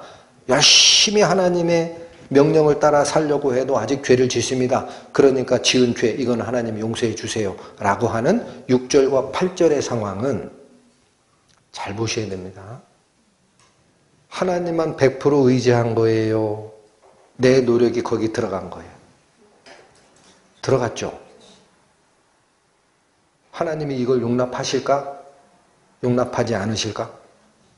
그러니까 여기가 아직 종착점 아니에요. 이 크레센도 기법의 마지막 종착점은 10절입니다. 그 10절에 가보시니까 자 이게 뭐냐? 곧 우리가 어떻게 됐을 때다. 그러니까 이거는 사람이 자꾸 자아중심적으로 자기를 보고 자기를 판단하고 부족한 걸 채우면 되는 줄 알고 하는 오류에 빠져요. 여러분 하나님과 원수된 것은 내가 못 바꾸죠? 그죠? 원수된 걸 어떻게 바꿀 거야? 이게 내가 부족한 거에다가 하나님이 채워주는 방식이 성령을 영접하는 방식이고 내가 믿음이 커가는 방식이고 하나님께 나아가는 방식이구나 라고 착각한 거야. 그게 아니고 본질이 뭡니까? 본질. 지금 5장에 얘기하는 1절에서 처음에 아예 타이틀로 건 게 뭐다? 우리가 의롭다 하심을 받아서 하나님과 화목한 함을 누리고 있는 상태다. 이게 같다고 그랬죠. 우리가 의롭다 함을 받는 것과 하나님과 화해되는 게 같다 그랬죠. 의롭다 함을 받는 거를 죄에 안 짓는 상태로 자꾸 이해를 했단 말이에요. 내가 거룩한 인간이 되는 걸로. 그러니까 거룩한 인간이 되려고 하나님의 말씀을 쫓아 살다가 죄 지으면 하나님 이 죄 용서하십시오. 내가 부족하니 나를 도우소서 하고 그렇게 채우면 되는 줄 알았지. 근데 의로움은 1절이 선언한 게 그거예요. 하나님께 의롭다함을 얻어서 어떤 상태로 됐다. 하나님과 화목하는 상태가 됐다. 그 얘기는 원수지간인 나의 신세, 나의 포지션, 하나님과 원수된 자리에 있던 내가 하나님과 화목된 자리로 옮겼다라는 거죠. 이거는 기거나 아니거나입니다. 타협이 없습니다. 하나님과 원수지간을 유지하거나 아니면 하나님과 화목된 상태로 바뀌어지거나. 한마디로 뭐죠? 하나님과 원수됐다라는 거는 더 쉬운 말로 표현하면 하나님 앞에 서면 죽는다라는 거예요. 아니, 지금 죽었다. 최후의 심판에 쓸 거지만 지금 죽었다. 죽었는데 죽은 자가 뭘 할 일이 뭐가 있어요? 죽은 자가 무슨 일을 할 수 있어요? 하나님 살려주십시오 그래야지. 그죠? 죽은 자가 무슨 일을 해요? 그러니까 여러분, 하나님과 원수된 이 관계가 하나님과 화목하게 되는 관계로 바뀌는 게 의롭다함을 받는 것과 같은 거고, 그걸 위해서 죄 문제가 해결되어야 하는 게 맞는 거죠. 그럼 문제는 원수된 자이다. 우리의 실상이 사실은 하나님을 배반하고 떠난 원수의 자리로 옮겨간 거다라는 것을 발견하면 어떻게 하면 될까요? 어떻게 하면 돼요? 항복하면 돼요. 누구에게? 하나님께. 이게 포기입니다. 포기. 다 내려놓는 거예요. 하나님, 저는 못합니다. 저는 이미 더럽혀졌을 뿐만 아니라 하나님 앞에서 내 생명은 죽은 목숨입니다. 그런데 자비를 베풀어 주신다면 저를 살리십시오. 다 내어드리겠습니다. 이게 마지막 고백이 되어야 아까 얘기한 소망의 확신을 성령으로 부어주는 단계에 갑니다. 제 말이 아닙니다. 예? 제 말이 아니에요. 그래서 전에도 한번 소개한 적이 있는데, 존 헨리 뉴먼이라는 이 양반이 사실은 그 카톨릭 쪽의 신학자였어요. 존 헨리 뉴먼, 1800년대에 사셨던 분인데, 이분이 이렇게 얘기한 말이 있어요. 인간은 단순히 개선될 필요가 있는 피조물이 아니다. 사람이 그렇게 생각하거든. 내가 90 정도는 있는데 10이 부족해? 내가 열심히 올바른 길로 가려고 하는데 일부가 고장이 났어? 그럼 이거 용서해 주시고 고쳐주시오. 이게 뭐예요? 개선될 필요가 있는 피조물로 이해한 거예요. 그게 아니고 손에 든 무기를 내려놓아야 할 반역자들이다. 너무나 유명한 말이에요. 죄인을 우리가 어떻게 이해를 해야 된다? 일부는 괜찮고 일부는 죄를 짓고 있으니 하나님 고쳐주세요. 이게 아니라는 거예요. 하나님의 은혜라는 그 하나님의 면전에서 배신을 하고 돌아섰기 때문에 죽을 운명에 처해진 반역자다라는 거예요. 그럼 어떻게 해야 사느냐?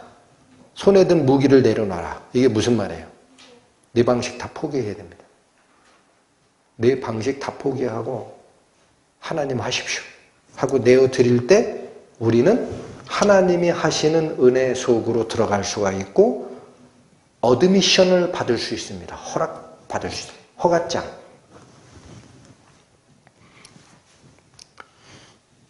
자, 그래서 이 6절부터 지금 11절까지 나가는데 이게 점증법으로 표현되어 있다. 크레센도 방식으로 되어 있더라. 그래서 목적지까지 가야 우리는 은혜를 정확하게 이해하는 거예요. 그리고 그 사이사이에 포함되어 있는 하나님의 사랑의 위대함이 드러납니다. 첫 번째 하나님 사랑이 위대한 것은 제가 하나님이라고 보고 표현하는 거예요. 나를 배신하고 떠났던 인간이 화해를 청해 올 때 받아야 되잖아요. 사랑을 베풀려면. 근데 이걸 해결할 방법이 온 우주를 샅샅이 뒤져도 없어요. 이 말씀을 잘 새겨 들으십시오. 하나님을 배반하고 떠났던 인간의 화해 요청이 왔을 때 하나님이 이 화해를 이상 없이 이루어내기 위한 방안이 뭘까 하고 온 우주를 현미경으로 뒤지듯이 다 살폈어요. 없어요. 죽어야 돼요. 근데 살리고 싶어. 가만히 현미경을 반대로 돌렸습니다. 당신 속을 비췄어요. 여기 있어요. 하나님 품속에 있는 독생하신 하나님이 있어요. 이걸 주면 된다. 그래서 뭐를 내놓으셔요? 뭐를 내놨어요? 당신의 가장 소중한 생명인 당신의 아들을 줍니다.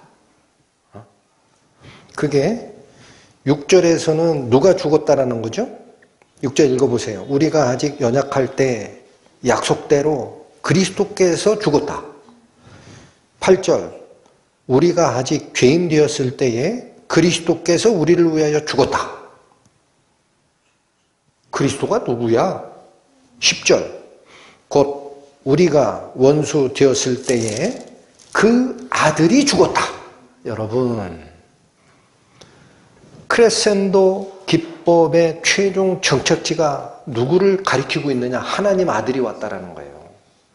요한복음 말씀대로 뭐라 그래요? 본래 하나님을 본 자가 없으되 아버지 품속에 독생하신 하나님이 나타내셨느니라.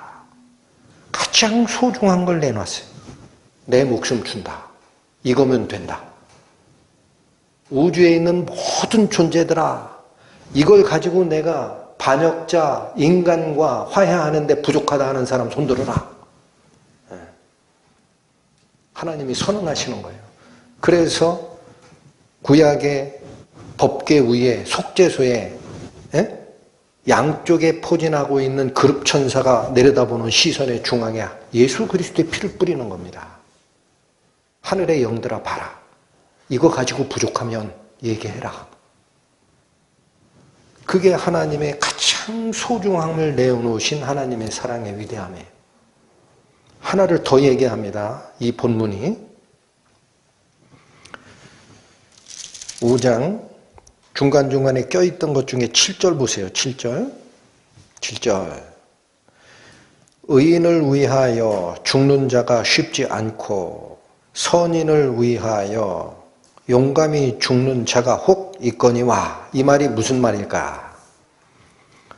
사람들은요, 저 사람이 의롭고 저 사람이 다른 사람보다 선하다. 그러면 그 사람이 죽을 만한 위치에 처했을 때 다른 목숨이 대신 죽을 만 가치가 있다라고 느낍니다. 어렵지 않아요. 그렇게 죽은 사람을 우리는 열사, 의사라고 하잖아요. 선한 가치, 사람이 보기에 선한 가치, 의로운 가치가 있어. 그러면 여긴 가치가 아니라 사람이라고 돼 있어요. 의인과 선인이에요. 어떤 사람이 있다고 치자. 그러면 이 사람이 의인의 반열에 들었다고 본다. 이 사람이 선한 일을 했다고 본다. 그러면 이 사람이 죽을 위치에 있었을 때 다른 사람이 대신 죽을 가치가 있다라고 본다 이거예요. 실제로 실행하는 사람은 적지만 이게 대속의 가치를 어디에 두는 사람의 시각인가? 상대적 선에 두는 겁니다. 이 말을 반대로 바꾸면 죄인을 위해서 죽을 가치가 있다라고 본다, 없다고 본다. 죄인 본인이 죽어야지. 그렇지 않아요?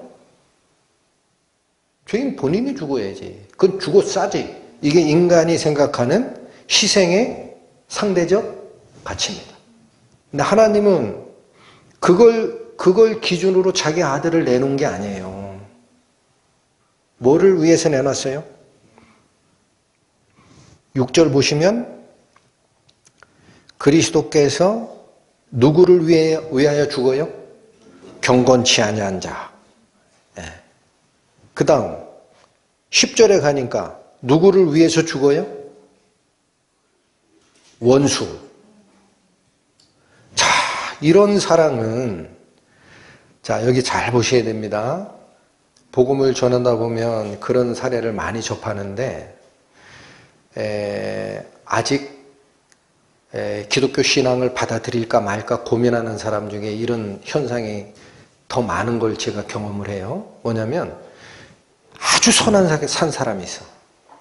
힘들게 선하게 고난을 겪고 자녀들을 보육하느라 평생을 바친 어머니가 계셔. 근데 이분은 하나님을 못 만났다고 해서 지옥에 가. 그런데 이분에게 고통을 제시했던 상대편이 있어. 이걸 눈에 보고 있는 사람이 있어요.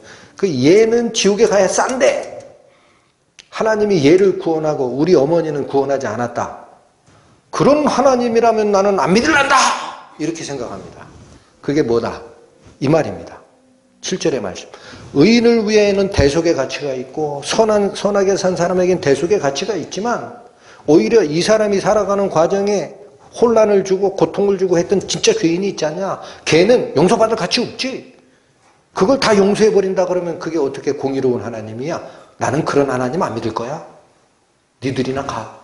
라고 얘기하는 게 인간이 가진 무슨 기준? 상대적 기준에 의한 용서입니다. 근데 하나님은 그걸 따진다? 안 따진다? 여러분 10절이 크레센도 기법의 마지막 절이라 그랬어요.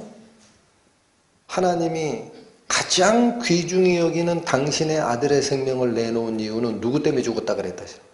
원수예요. 이게 가능합니까? 이 말을 바꾸겠습니다. 완벽한 죄인, 하나님 앞에 도저히 화해할 수 없는 완전한 적대 세력, 100% 죄인. 그 자를 하나님이 용서한다라는 게 무슨 말일까? 그 자를 용서한다. 이게 무슨 말일까? 레위기 갑니다.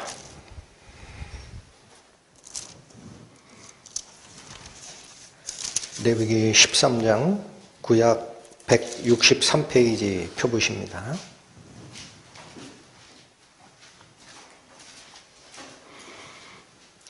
1절에서 3절 보십니다.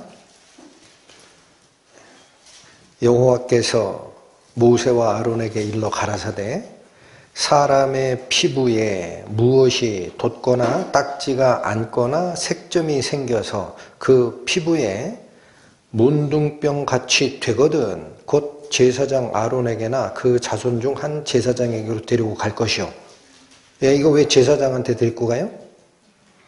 제사장이 판별하도록 돼 있거든요. 3절 제사장은 그 피부의 병을 진찰할지니 환처의 털이 휘어졌고 환처가 피부보다 우묵하여졌으면 이는 문둥병의 황처라. 제사장이 진단하여 그를 부정하다 해라. 여러분 문둥병이 들었느냐 안 들었느냐를 누가 판단하게 해놨다? 제사장. 제사장은 아까 죄를 사하는 사람인데 왜 이걸 맡겼어요? 여러분 구약에서 얘기하는 문둥병이 하나님의 보시기에 우리가 가지고 있는 죄입니다. 잘 보셔야 돼요. 그래서 8절 보십시오. 이제 8절 제사장은 진찰할지니 그 병이 피부에 퍼졌으면 자 이거 어디에 퍼진 거죠? 피부에 눈에 보이는 피부죠. 퍼졌으면 그를 어떡하다라고 진단해라. 부정하다. 그를 부정하다 진단할 것이라. 왜? 이게 문둥병이니까. 여기 당연한 얘기 하시네. 12절로 가보세요. 그러나 여기 잘 보십시오. 12절 제사장의 보기에 문둥병이 그 피부에 크게 발하였으되 피부에 크게 발하였다는 걸 다시 설명하는 거예요. 그 환자의 어디서부터 어디까지 퍼졌거든? 이건 전신에 퍼진 거죠. 그 13절 다시 봤습니다. 그가 진찰할 것이요. 이제 확실해집니다. 문둥병이 과연 진짜로 그런 얘기예요. 그 전신에 퍼졌으면 그럼 피부에만 퍼졌어요? 온몸에 퍼졌어요? 그러면 그 환자를 정하다 하라. 여러분 이게 무슨 말입니까? 문둥병이 피부 일부만 퍼지면 부정하고 온몸에 퍼지면 정하다라는 말이 무슨 말이에요? 이건 병리학적 이야기가 아니에요. 제사장이 이 역할을 하게 하는 것은 이게 죄라는 거예요. 여러분 죄가 내가 하나님 앞에 죄인이다라는 이야기를 할 때 내가 일부에 이 피부 일부에 문둥병이 슬었다라는 것을 아는 정도는 그 사람은 아직 부정한 자예요. 머리부터 발끝까지 나는 어디 한 군데를 눈을 씻고 찾아봐도 전부 쇳덩어리요 라고 하면 정하다 하라. 왜요? 하나님 이상하신 분 아니야? 왜 온몸이 문둥병으로 다 퍼진 자는 정하다라고 선언해라 라고 하느냐? 그게 죄니까. 죄는요 내가 희망이 단 1%도 없는 하나님 앞에 완벽히 죽을 수밖에 없는 죄인이다라는 걸 고백하는 자만이 깨끗함을 받습니다. 반드시 기억하셔야 돼요. 그러니까 내 노력이나 내가 약하니 하나님 도우십시오. 내가 올바른 길로 살라고 하는데 죄를 일부 졌습니다. 이 죄만 용서해 주시면 다음에 안 지겠습니다. 이게 속는 거예요. 일부만 죄가 있다라는 거예요. 내 뱃속에는 아직 괜찮은 살도 있고 하니까. 그런데 마지막 크레센도 기법의 마지막 종착지인 10절에 가니까 원수됐다라는 거예요. 네가 일부가 그런 게 아니라 너는 하나님 앞에 죽을 운명이다라는 사실을 알라. 전신에 퍼졌음을 알면 왜 정하게 됩니까? 예수님이 그 얘기 하셨잖아요. 자기를 의롭다 여기고 남을 멸시하는 자에게 비유를 들어 말씀하시되 바리새인과 세리가 기도하러 성전에 갔다. 놀러 갔다. 하나님 만나러 갔다. 근데 두 사람이 기도가 달라요. 바리새인은 나는 간음하는 자와 다르고 나는 등쳐먹는 자하고도 다르고 족이 있는 세리와도 나는 다름을 감사합니다. 나는 일주일에 2번 금식하고 소득의 11조를 냅니다. 하나님이 제시한 방식대로 제 살아가는 모습 보이죠? 내 기도를 들으소서. 이렇게 기도하는 자예요. 근데 요 세리는 어떻게 해요? 눈을 들어 하늘도 못 봐요. 희망이 없어요. 자기는 아무리 생각해도 하나님이 나 같은 죄인 구원할 것 같지가 않아. 눈을 들어 하늘을 보지도 못하고 딱 2마디 합니다. 하나님이여 나를 불쌍히 여기소서. 그 다음 나는 죄인입니다. 누가 의롭다함을 받는다? 바리새인이 아니고 세리가 의롭다함을 받고 집으로 가느니라. 할렐루야. 하나님 앞에는요, 내가 하나님과 원수됐다라는 걸 발견하기 전까지는 포기를 몰라요. 손에 들고 있는 게 하나님을 위한 장비인 줄 알았지. 존 헨리 뉴먼이 설명하기로는 네가 뭔가를 하려고 하는 손에 쥔 그거 있잖아. 그게 무기야. 하나님 일 못하게 막는 무기라니까. 그거 내려놓아야 돼. 완전한 포기가 회개로 인도하심을 기억하셔야 됩니다. 본문으로 가십니다.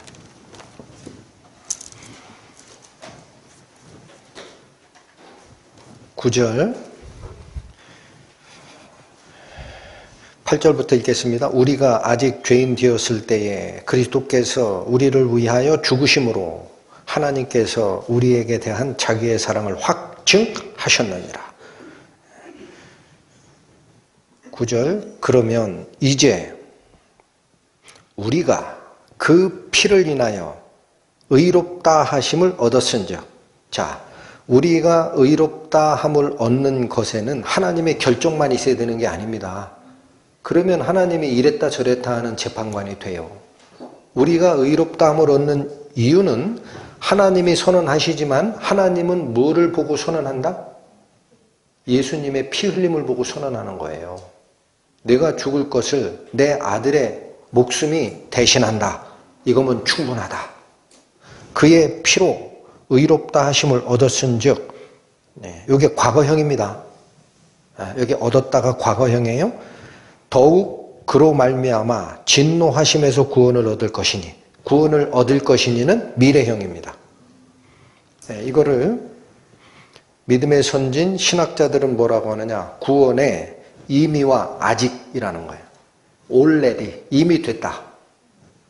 구절로 얘기하면 의롭다 하심은 이미 얻었어요. 이게 자격 취득입니다. 그런데 진노하심으로부터 구원을 얻을 것이라 미래, not yet, 아직 아니야. 이게 왜 미래로 가 있느냐면, 여러분 우리가 하나님께 모든 걸 내어 맡겼을 때 하나님이 나의 핸들을 쥐고 이제부터는 내가 한다. 손을 놨으니 내가 한다. 하고 이 속에다 확신을 심어주는 게 성령의 역할이에요. 이게 인치심이에요. 도장 찍어요. 예탁금이라고 그래요. 우리 속에 증거금을 넣어주신 것이다. 그리고 나서 증거금은 뭐를 기다리고죠? 본전 갚을 때까지 기다리죠. 본전은 언제 와요? 실행입니다. 실행. 진노하심에서 구원을 얻는다는 말이 무슨 말이에요? 진노하심. 심판입니다. 하나님의 최후의 심판이 모든 자 앞에서 펼쳐질 때가 이 진노하심이에요. 그때 우리는 그 진노 속으로 들어가요. 거기서 건짐을 받아요. 그게 not yet, 아직 아니야. 실현될 미래를 바라보고 있어요. 구원은 하나님의 선언적 입장에서는 이미 된 겁니다.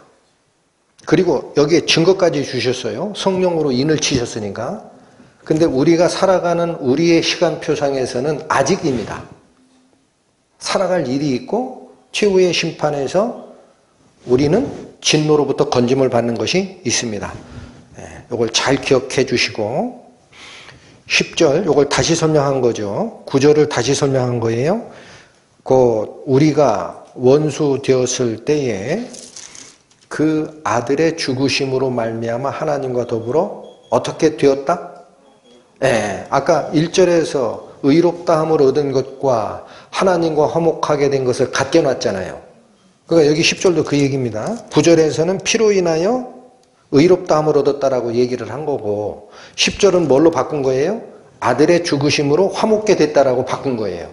이게 이미 된 거예요. 되었은 즉 화목된 자로서는 더욱이라는 말이 뭐예요? 화목이 된 것보다 더 확실하게 그런 뜻이에요. 칭의를 얻은 것보다 더 확실하게 그의 살으심을 인하여 구원을 얻게 될 것이라. 심판에서 면제를 받게 될 것이라. 우리가 심판을 면제받는 게 맞아요? 맞아요? 틀려요? 심판이 면제된다는 것은 잘 들으십시오. 심판에서 의롭다함을 받는 게 아니에요. 그걸 기대하는 분들이 있어요. 늦었어요. 이미 예수 그리스도의 피로 의롭다함을 얻었고 하나님과 화목한 자가 돼버리면 자격 획득이 됩니다. 아시겠죠? 그러면 나중에 최후의 심판에서는 여기서 의롭다 칭함을 받는 게 아니라 의롭다 칭한 증서가 제출되는 거예요. 다시 얘기합니다. 이거 오해하시면 안 되는데 구원을 받고 성령의 인치심을 받고 그 후에 성도들이 살아갈 때 죄 하나도 안 짓는 걸로 오해하는 분이 있어요. 죄 져요. 육신이 있기 때문에. 여러분 이 진리를 이끌고 가는 사도 바울이 로마서 7장에 가보면 내 속에 두 가지 법이 있다 그래요. 내 속 사람은 하나님의 법을 사랑하나 내 육체 속에 죄의 법이 있어서 나를 잡아서 죄의 속으로 이끌고 가는 걸 내가 본다. 그죠? 죄를 짓게 됩니다. 그러나 이거를 심판하는 게 아니라는 거예요. 뭐를 봐요? 증서를 딱 제시하면 너 판결 먼저 받았네. 가. 그 말이 어디 있어요? 요한복음 3장 18절에 얘기했죠. 읽어드릴게요. 저를 믿는 자는 이 저는 하나님의 아들 예수예요. 하나님의 아들을 믿는 자는 심판을 받지 아니하는 것이요. 믿지 아니하는 자는 하나님의 독생자의 이름을 믿지 아니하였으므로 심판을 받을 것이라 벌써 심판을 받은 것이라. 심판은 언제 일어나는 거예요? 지금 일어나는 거예요. 판결문이. 잊지 마시기 바랍니다. 11절 읽고 마치겠습니다. 이뿐 아니라 이제 우리로 화목을 얻게 하신 우리 주 예수 그리스도로 말미암아 하나님 안에서 또한 즐거워하느니라. 여러분 여기도 마찬가지 바꿔주시면 은혜로워요. 하나님 안에서 또한 자랑하느니라. 그러니까 우리가 화목해 된 것도 자랑거리고 우리가 화목해 된 이후에 심판, 진노로부터 앞으로 면제를 받을 것이다 라는 것도 내 노력이 아니라 하나님이 자랑거리가 됐기 때문에 가능하다. 아멘. 기도하시겠습니다.